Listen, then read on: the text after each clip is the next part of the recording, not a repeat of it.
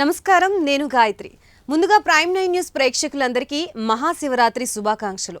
ఈ మహాశివరాత్రి పర్వదినాన మనకి మహాశివరాత్రి యొక్క ప్రత్యేకత గురించి, దాని యొక్క విశిష్టత గురించి, అలాగే ఉపవాసం ఎలా చేయాలి, ఎన్ని గంటల పాటు ఈ మహాశివరాత్రి వేళలనేవి ఉన్నాయో వీటన్నిటి గురించి కూడా మనకి క్లుప్తంగా వివరించడానికి ఈరోజు మనతో పాటు స్టూడియోలో అందుబాటులో ఉన్నారు ప్రముఖ జ్యోతిష్య మరియు వాస్తు నిపుణులు పాలెపు రాజేశ్వర శర్మ గారు. సో ఆయన్ని అడిగి మరిన్ని విషయాలు శివరాత్రి గురించి తెలుసుకునే ప్రయత్నం చేద్దాం. నమస్తే గురువుగారు. బ్రహ్మాండ వ్యాప్తదేహ బసిత హిమరుజా భాసమానా భుజంగైః కంఠే కాళాః కపర్ధాః కలిత శశికళాశ్చండకోదండ హస్తాః త్రిక్షా రుద్రాక్షభూషా సురలిత వపుషా శాంభవా మూర్తిభేదాః రుద్రాశ్రీ రుద్రసూక్త ప్రకటిత విభవా న ప్రయత్సంతు సౌఖ్యం.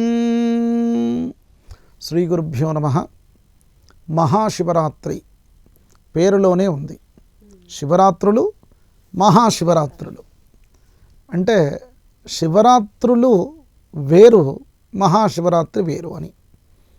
సంవత్సరానికి 12 శివరాత్రులు వస్తాయి. ప్రతి మాసానికి వచ్చేటువంటి శివరాత్రి ఉంది. అమావాస్య కంటే ముందు వచ్చే చతుర్దశి రాత్రి వేళ, ఆ చతుర్దశి ఎప్పుడు వస్తే అప్పుడు మాస శివరాత్రి అని అంటాము. అది మాసానికి ఒక మారు వస్తుంది కాబట్టి మాస శివరాత్రి అయ్యింది. ఆ మాస శివరాత్రులే కాకుండా సంవత్సరంకి ఒక మారు వచ్చేది మహాశివరాత్రి. ఆ విధమైనటువంటి మహాదేవుని యొక్క శివరాత్రి అనేటువంటి నామానికి ప్రత్యేకమైనటువంటి విశిష్టత ఏమిటి? మహా అంటే అత్యంత శక్తిమాన్వితమైనటువంటి రోజు, అతీతమైనటువంటి భక్తితో, నియమాలతో, మిగతా పండుగల కంటే కూడా ఎక్కువ నియమాలు పాటించి చేయాల్సినటువంటి పూజాకృతువులు అనేటువంటివి ఉంటాయి. ఉదాహరణకు మీరు ఉగాది దగ్గర నుంచి ప్రారంభము. ఉగాది నుంచి ఏ పండుగ తీసినా మీరు చేసే పూజలతో పాటుగా మనమందరము కూడా పిండి వంటలు కానీ, అనేక విధమైనటువంటి ఆడంబరమైనటువంటి విషయాలు కానీ, కొత్త బట్టలు కట్టుకోవడమే అనుకోండి, మిగతా పరమైనటువంటి అంశాలు ఎన్నో కూడా విషయాలు చెప్పారు. ఇక్కడ మాత్రము అన్నిటికీ విభిన్నంగా ఉన్నటువంటి స్థితి ఈ యొక్క శివరాత్రి, మహాశివరాత్రి రోజున. ఏమిటయ్యా అనంటే అసలు వంటకాలే పనికిరావు అని. అంటే ఉపవాస దీక్షను ఖచ్చితంగా నియమంగా పాటించాలి. ఈరోజు ఉపవాసంగా ఉండాలి. అంతేకాకుండా ఇక్కడేదో పట్టుబట్టలు కానీ, మిగతావి కానీ అవన్నీ కూడా చెప్పలేదు. మడితో చెయ్యాలి, నారబట్టలతో. ఇంకా పరమశివునికి ధావలి కానీ ఇంకేదైనా కానీ తడి బట్టలతో స్వామివారికి చేయడం చాలా మంచిది అని. ఆరవేసుకున్నటువంటి బట్టలు, తడిపి ఆరవేసుకున్న బట్టలు, ఆ విధమైనటువంటి మడితో స్వామికి పూజ చేయాలి అని చెప్పబడింది. ఇక మహాశివరాత్రికి సంబంధించినటువంటి అంతఃపూరితమైనటువంటి విషయాలు చాలా ఉన్నాయి. మహా అనేటువంటి ఆ శబ్దము దేవతల్లో ఎవరికి వర్తించేటువంటి అంశమయ్యా అంటే ఒక్క పరమశివునికి మాత్రమే. మహాదేవుని యొక్క రాత్రి కాబట్టి మహాశివరాత్రి అయింది. అత్యంత మంగళప్రదమైనటువంటి రోజు. మరి చాలా శుభాలన్నింటినీ కూడా ఇట్టే మనం పొందేటువంటి రోజు. మనలో ఉన్నటువంటి మలినమైనటువంటి స్థితులు ఏవైతే ఉన్నాయో, శరీరానికి పట్టుకున్నటువంటి కామక్రోధలోభభూయిష్టమైనటువంటి అంశాలే కాకుండా మనస్సుకు పట్టినటువంటి మనఃపూరితమైనటువంటి ఆ అశాంతులన్నీ కూడా తీసివేసేటువంటిదే ఉపవాస దీక్ష. ఉపవాసము అన్న వెంటనే ఏం చేస్తున్నారు అందరూ? ఏదో ఈరోజు ఈరోజు నేను భోజనం చేస్తాను, భోజనం చేయను, రేపు టిఫిన్ చేస్తాను. ఇంకా కూడా ఈ రోజుల్లో ఉపవాస దీక్షలు, ఇట్లాంటి దీక్షలు ఎక్కువ అయిపోయినాయి. ఎందుకయ్యా అంటే వానికి అన్నం ఇష్టం కాదు, పిష్టాలు ఇష్టము. అంటే టిఫిన్స్ ఎక్కువగా ఇష్టము. అట్లాంటి వాడు చెప్తూ ఉంటాడు, నాకు ఈరోజు శనివారం అని, కార్తీక సోమవారం అని, ఇంకా నానా విధమైన వారాలు దేవునిపైన.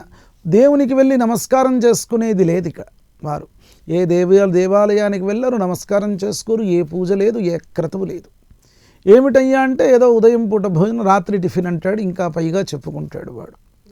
అసలైతే ఉపవాసము అంటే అంటే స్వామివారికి నిరంతరం కూడా దగ్గరవుతూ ఉండడమే వాసము అంటే నివాసము అని. ఎవరికయ్యా ఎవరితో నివాసం చెయ్యాలి? భగవంతునితో నివాసం చేయడమే ఉపవాస దీక్షలో ఉన్నటువంటి అంతఃపూరితమైనటువంటి విషయము. కనుక దానికి మన యొక్క ఈ శరీర ఇంద్రియాలన్నీ కూడా నిగ్రహంగా ఉంచుకొని ఏ విధమైనటువంటి దురాచరణలు లేకుండా మనము ఏకాగ్రతతో నిశ్చలంగా స్వామివారితో ఒక రోజంతా గడపాలి. ఉపవాస దీక్షలో ఉన్నటువంటి విషయము. మరి ఏం చేస్తూ ఉన్నాం? అట్లాంటి విధంగా ఒక 10 నిమిషాలు సెల్లు వదిలిపెట్టే స్థితి లేదు. ఇంకొక 10 నిమిషాలు మనము మన యొక్క వ్యాపకాలు వదులుకునేటువంటి స్థితి లేదు.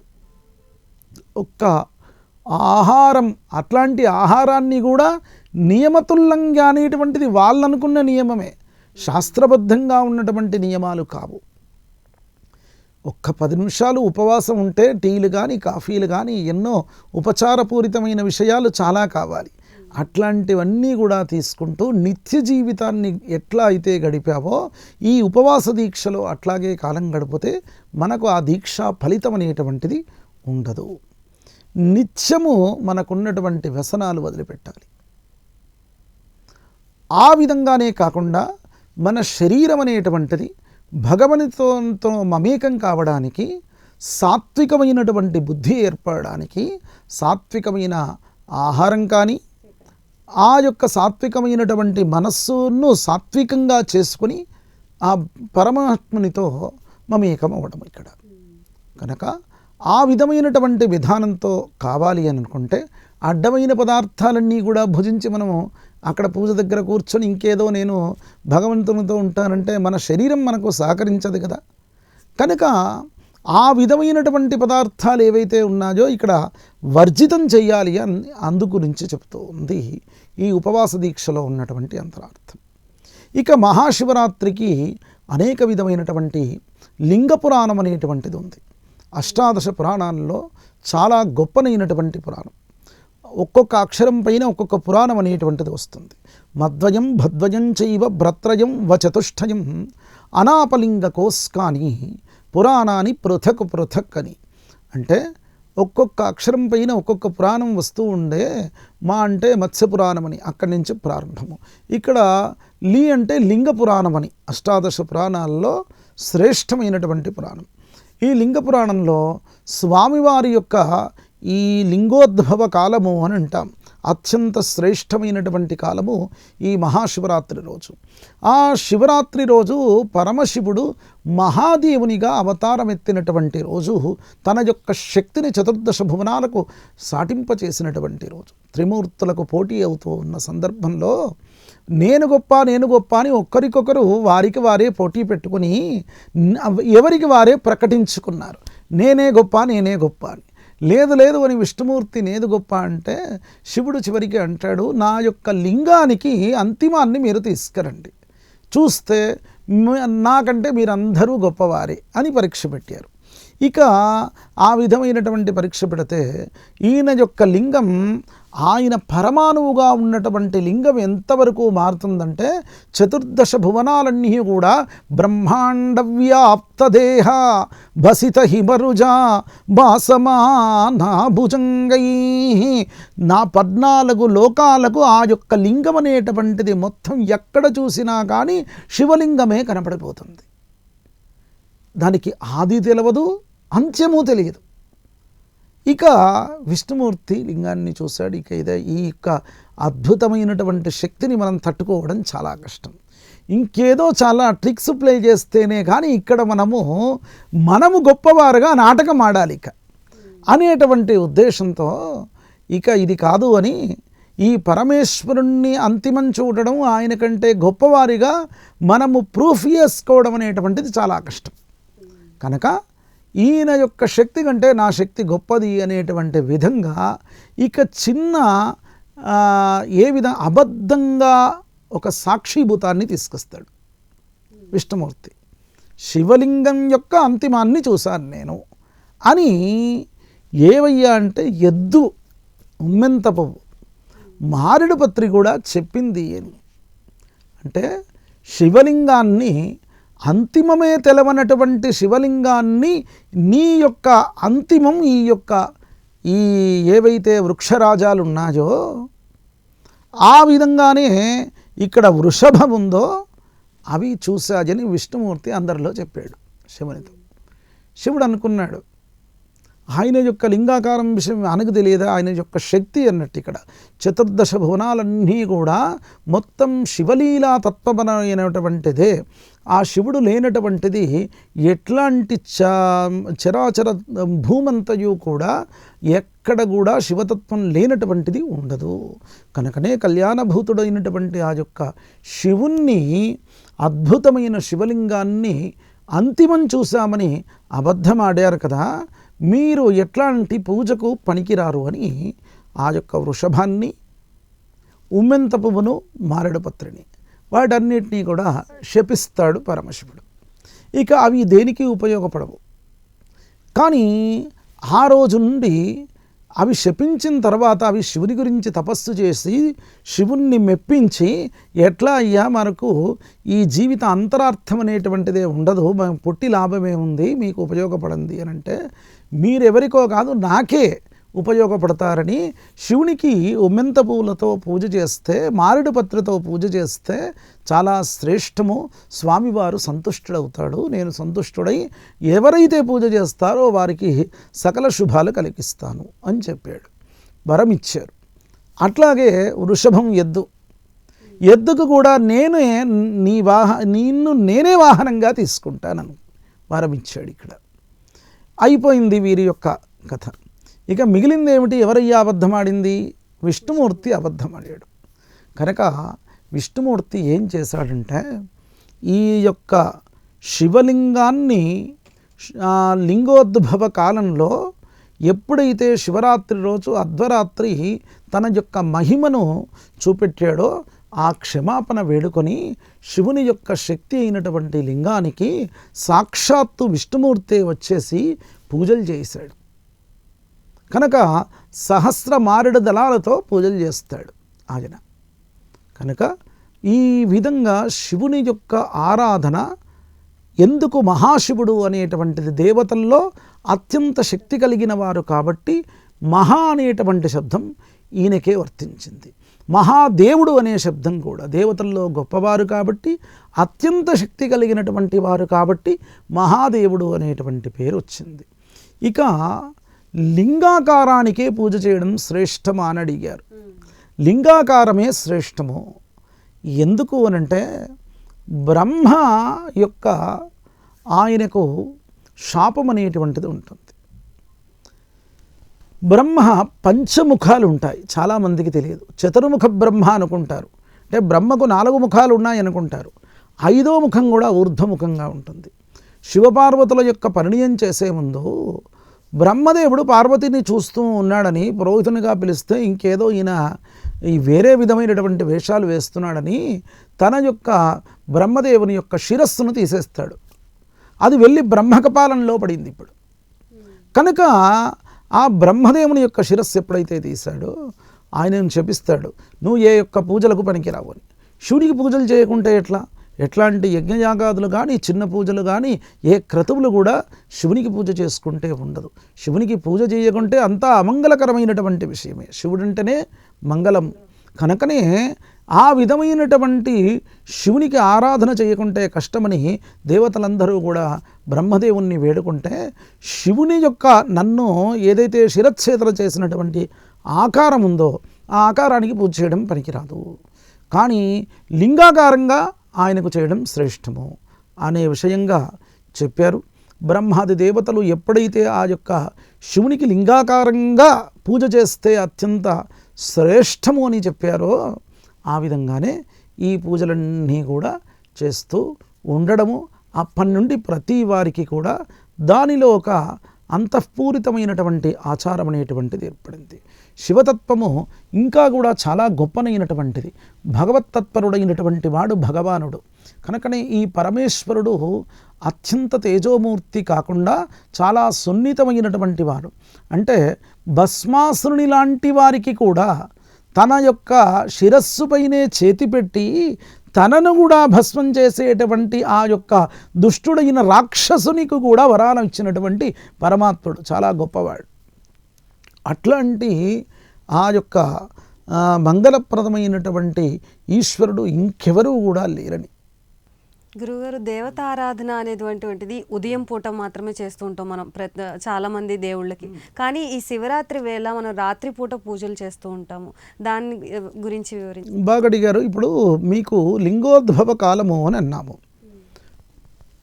దేవతలకు అందరికీ ఉదయం పూట ఆరాధన, అట్లాగే శక్తి స్వరూపమైనటువంటి దేవతలకు రాత్రివేళ ఆరాధన. కానీ పరమశివునికి మాత్రమే రాత్రివేళ కాదయ్యా, అర్ధరాత్రి ఆరాధన ఇక్కడ. కనుక శివరాత్రి కూడా ఇప్పుడు ఎన్ని గంటలకు వచ్చింది అని అంటే సుమారుగా 9:30 ప్రాంతంలో ఆ చతుర్దశి వచ్చింది. 9:30 ప్రాంతంలో వచ్చినటువంటి చతుర్దశి మరి ఉదయకాల తిథి ఉండాలి కదా. పండుగ అంటే రాత్రివేళ వచ్చిందని కొందరు అడిగితే మరి లేదయ్యా, ఈ శివరాత్రికి లింగోద్భవ కాలంలో చతుర్దశి ఎప్పుడైతే వ్యాప్తమవుతుందో ఉంటుందో అప్పుడే శివరాత్రి చెయ్యాలి. ఎందు గురించి? ఈ పరమేశ్వరుడు కూడా తన యొక్క శివతత్వాన్ని, శివలీలను, తన శక్తిని ప్రపంచానికి చాటినటువంటి సందర్భము. తన యొక్క శక్తి చేత ప్రపంచాన్ని ఎక్కడి నుంచి కాపాడుతున్నాడయ్యా అంటే మూలాధారమైనటువంటిది దేవతలందరికీ కూడా తన శక్తిని చాటింపచేసినటువంటిది ఈ లింగోద్భవ కాలమే. అంటే ఒక రోజులో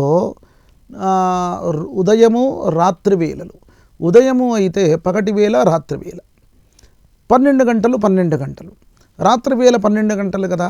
రాత్రి వేళలో కూడా మధ్య భాగం తీసుకుంటే అర్ధరాత్రి. ఈ లింగోద్భవ కాలం ఎట్లా అయ్యా అంటే ఆ అర్ధరాత్రిలో ఆ 4 గంటల్లో కూడా రాత్రి వేళలో ఈ మధ్య భాగంలో ఉన్నటువంటి బిందు భాగాన్ని తీసుకుంటే లింగోద్భవ కాలం అనేటువంటిది బిందు కాలం అవుతుంది అని. ఆ లింగోద్భవ కాలంలో స్వామివారికి అప్పుడు లింగోద్భవ కాలంలోనే లింగంగా ఆయన ఉద్భవించినటువంటి సందర్భము కాబట్టి ఏ సమయాన్నైతే పరమశివుడు మన అందరినీ కాపాడడానికి తన శక్తిని చాటాడో ఆ సందర్భంలో ఆ సమయంలో పూజ చేయడం అనేటువంటిది శ్రేష్టము. అది ఈ మనము చెప్తూ ఉన్న అంశం కాదు. లింగ పురాణంలో విష్ణుమూర్తే వచ్చేసి పరమశివునికి రాత్రి వేళ పూజలు చేశాడు. ఆయన అర్ధరాత్రి లింగోద్భవ కాలంలో పూజ చేశాడు. ఎందుకయ్యా, ఇప్పుడే మీరందరూ కూడా చెయ్యాలి అనేటువంటి విషయం మనం తెలుసుకోవలసిన విషయం ఏమిటి అని అంటే మనందరం అప్పుడు పూజలు చేయాలి అనేటువంటి అంశము. కనుక వీలైనంత వరకు కూడా రాత్రివేళ స్వామివారికి పూజలు చేసి సకల శుభాలు పొందడం చాలా మంచిది అని. శర్మ గారు, శివునికి అత్యంత ప్రీతికరమైన పూజ విధానం ఎటువంటిగా ఉంటుంది, ఎలా ఉంటుంది, ఏ పూజ చేస్తే శివుడి ప్రాప్తి మన మీద కలుగుతూ ఉంటుంది? ఒకటండి, శివరాత్రి అని అన్నాం అంటే ఒక రోజుకు 8 యామములు, రాత్రివేళ 4 యామములు, యామానికి 3 గంటలు. ఒక్కొక్క యామానికి సంబంధించిన పూజా విధానం అనేటువంటిది ఉంది. అది ఒక యామంలో ఋగ్వేదంతో పూజ చేయడం, 2వ యామంలో యజుర్వేదము, 3వ యామంలో సామవేదము, 4వ యామంలో అథర్వణ వేదము. ఒక యామంలో ఇంకొంతమంది కూడా ఈ యామానికి సంబంధించిన నైవేద్యాలు, యామానికి సంబంధించిన పుష్పాలు, వివిధమైనటువంటి దేవతార్చనలు, అట్లాగే మొట్టమొదటి యామంలో ఋగ్వేదంతో ఎట్లా అంటే ఆవు పాలతో పూజ చేయాలని, 2వ యామంలో పెరుగుతో పూజ చేయాలని, ఆవు పెరుగుతో పూజ చేయాలని, 3వ యామంలో ఆవు నెయ్యితో పూజ చేయడం మంచిదని, తేనెతో 4వ యామంలో అథర్వణ వేదంతో పూజ చేయడం శ్రేష్టమని. దీంట్లో ఇక శివరాత్రి మన వైపు ఉపవాసంతో ఉంటాం. శివరాత్రి వ్రతం అనేటువంటిది ఉంది. దక్షిణ భారతదేశంలో కర్ణాటక కానీ ముఖ్యంగా తమిళియన్స్ ఎక్కువ ఫాలో అవుతూ ఉంటారు. వారు ఎట్లా అంటే రాత్రివేళ పొంగలి అని అట్లాంటివన్నీ కూడా నైవేద్యం పెడుతూ ఉంటారు. మొట్టమొదటి యామానికి, రెండవ యామానికి శర్కర అన్నమని, మూడో యామానికి బెల్లపని అన్నమని, నాలుగో యామానికి పెసరపప్పు ఇంకేదో అట్లాంటి పదార్థాలు అనేటువంటివని, మొట్టమొదటి యామానికి ఈ పూజా క్రతువుల్లో కూడా మారడ పుష్పాలతో కానీ గోపుష్పాలతో కానీ అట్లాంటి పుష్పార్చన అనేటువంటిది కూడా చాలా శ్రేష్టమైనటువంటి విధంగా చెప్పింది. ఇక ఇంకేమీ అయినా కానీ మనకు ఇవన్నీ దొరకలేదనుకోండి, చేయాల్సిన విషయం ఏమిటి? అసలైతే అలంకార ప్రియో విష్ణు, అభిషేక ప్రియ శివ, నమస్కార ప్రియో భాను, బ్రాహ్మణో భోజన ప్రియ అని. అంటే స్వామివారికి అభిషేకం శ్రేష్టం. అభిషేకం దేనితో? నీళ్ళు ఉంటే చాలు. అక్కడ ఇవన్నీ పదార్థాలు అక్కర్లేదు, ఉంటే శ్రేష్టమే. కానీ ఖచ్చితంగా పోయాల్సింది ఏంటంటే ఓం నమ శివాయ అని ఆ శివపంచాక్షరీ జపాన్ని చేసుకొని, చాలామందికి వేదం రానటువంటి వాళ్ళు ఉంటారు, పూజలు చేయలేనటువంటి వారు ఉంటారు, అర్చనలు చేయలేనటువంటి వారు ఉంటారు.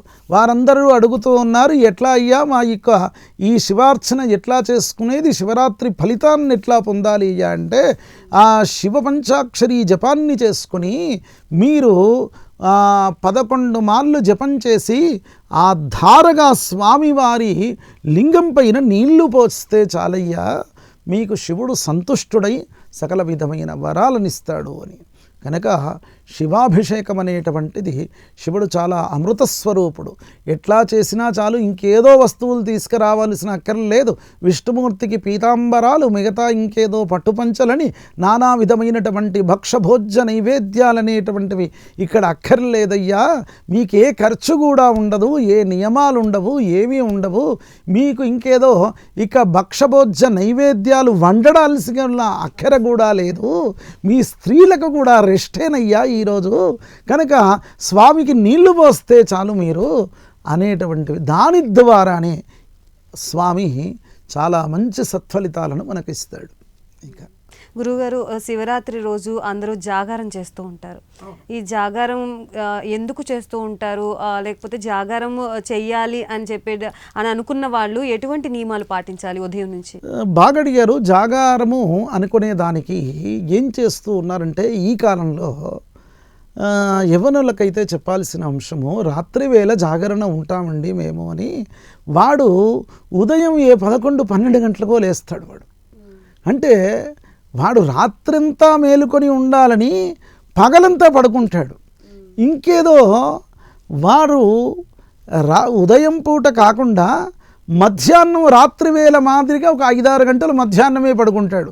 అంటే పడుకున్నా రాత్రివేళ నిద్ర రాకుండా ఉండడానికి ఆ విధంగా పడుకుంటాడు. ఇక రాత్రివేళ జాగరణ చేసినా తప్పి ఈ విధంగా ఉండకున్నా వాడు ఇట్లా ఉన్నా కానీ ఏమంటే 4 షోలు సినిమాలు చూడడం అన్నట్టు, అడ్డమైనటువంటి సినిమాలన్నీ పెట్టుకోవడం. ఈరోజు శివరాత్రి అండి అని వదిలేయకుండా అట్లాంటివన్నీ చూసేవారిని చాలామంది ఉన్నారు. చూపెడతాను, వీధులలో కూడా అట్లాంటి నాటకాలు ఉన్నాయి. మరి కనుక మీరు అవన్నీ సినిమాలు చూసినా చాలా మంచిదే. మరి కాలక్షేపానికి భగవంతుని గాథలు ఎన్నో ఉన్నాయి. అట్లాంటి సినిమాలు చూడండి, అట్లాంటి సీరియళ్ళు చూడండి, ఆ విధమైనటువంటి భజనలో పాల్గొనండి. రాత్రివేళ అసలైతే ఉదయమే సూర్య ఉదయం కాకముందే లేవాలి. స్వామివారికి మనకు మంగళప్రదంగా తలపై నుండి స్నానం చేసి మంగళంగా ఇల్లంతయు కూడా అలంకారం చేసుకొని, తోరణాలన్నీ కూడా కట్టుకొని, ఆవు పేడతో గోమూత్రంతో ఇల్లంతయు కూడా శుద్ధి చేసుకొని, ముగ్గులన్నీ కూడా పెట్టుకొని, ఆ స్వామివారి యొక్క మంటపాన్నంతయు కూడా తీర్చిదిద్దేసి, స్వామివారి యొక్క నిత్య దేవతార్చన అనేటువంటిది ఉదయం అయిన తర్వాత, చాలామంది దేవతార్చన రాత్రి అభిషేకం చేస్తానని ఉదయం నుండి ఏమీ చేయరు. ఆ పాచిదేవుడు పాపం పరమాత్ముడు అట్లాగే ఉంటాడు. కనుక అట్లా కాదయ్యా, మనము చేయాల్సినటువంటి నిత్య పూజ అనేటువంటిది ఖచ్చితంగా ఉదయం ఏ విధంగా చేస్తామో అవన్నీ కూడా సంపూర్తి చేసి, ఇక ఉదయం నుండి సాయంత్రం వాళ్ళ వరకు కూడా మనకు ఏదైతే భగవత్ స్తోత్రాలో మిగతావి అట్లాంటివి ఉన్నాయో అవి చేసుకోవడము, ఇంకేదైనా కానీ దేవాలయాలకు వెళ్ళి దర్శనం చేసుకోవడము, రాత్రివేళ భగవంతుడికి అభిషేకాదులు కానీ అట్లాంటివన్నీ కూడా చేసుకోవడం. మరి అన్నిటికంటే ముఖ్యమైనటువంటిది భగవన్నామస్మరణతోటి ఆ రోజంతా కూడా గడపాలి. పూర్వకాలంలో భజనలు చేసేవారు. భజనలతోటి స్వామిని కీర్తించడంతో స్వామి నామంతో ఏ విధమైనటువంటి రోగాలన్నీ పోతాయి. నరసింహని దివ్య నామమంత్రము చేత దురిత జాలము నెల్లద్రోలవచ్చు. నరసింహని దివ్య నామమంత్రము చేత రిపు సంఘముల సంహరింపవచ్చు. నరసింహని దివ్య నామమంత్రము చేత బలుపైన రోగముల్ బ్రాపవచ్చు. భరిననేని మహామంత్ర బలము చేత దివ్య వైకుంఠ పదవి సాధింపవచ్చు. భగవన్నామమే అన్నిటికంటే మూలాధారమైనటువంటిది. వేదశాస్త్రాలు వస్తే చదవండి, చాలా శ్రేష్టము. కానీ భగవన్నామాన్ని మాత్రము మర్చిపోకూడదు. ఈ శివరాత్రి రోజుల్లో రాత్రి వేళ ఏమాత్రం పడుకోకుండా ఎప్పుడైతే స్వామివారితో లీనమైపోయి ఈ విధంగా ఆ శివరాత్రి దీక్షను చేసుకోవడం చేత మీకు అద్భుతమైనటువంటి శుభఫలిత ఆ శివుని యొక్క అనుగ్రహం అనేటువంటిది కలిగి మంచి సత్ఫలితాలు, శుభకరమైన జీవితాన్ని గడుపుతూ ఉంటారు. ధన్యవాదాలు గురుగారు. శివరాత్రి యొక్క విశిష్టతని చాలా చక్కగా వివరించారు. ప్రేక్షకుల కోసం ధన్యవాదాలు. నమస్కారం.